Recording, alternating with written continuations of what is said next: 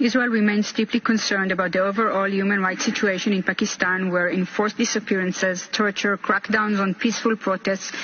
یہ اسرائیل کی طرف سے کافی عرصے کے بعد پاکستان کے اندرونی معاملات کے بارے میں کچھ سٹیٹمنٹ آیا. تو پچھلے سال اقتدار کے ایوانوں میں ایک بحث شروع کروائی گئی کہ پاکستان کو چاہیے کہ اسرائیل کو تسلیم کر لے. صحیح، بالکل یاد ہے آپ کو؟ بالکل. یہودیوں کو خوش کرنے کے لیے انہوں نے نماز جو تھی جیروسلم میں کر دی.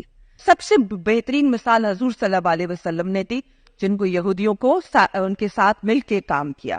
حضور صلی اللہ علیہ وسلم بھی تو بنی اسرائیل سے تھے.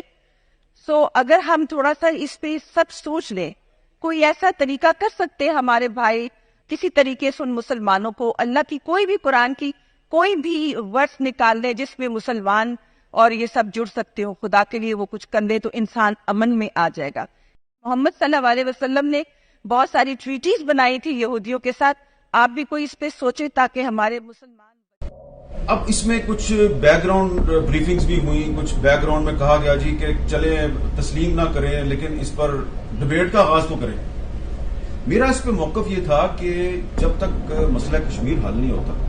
میرے صرف اور صرف 3 مطالبات ہیں کہ میرے پاسپورٹ سے اسرائیل کے خلاف ہیٹ فل سٹیٹمنٹ جو ہے نا وہ ریموو کی جائے. اچھا ٹھیک ہے.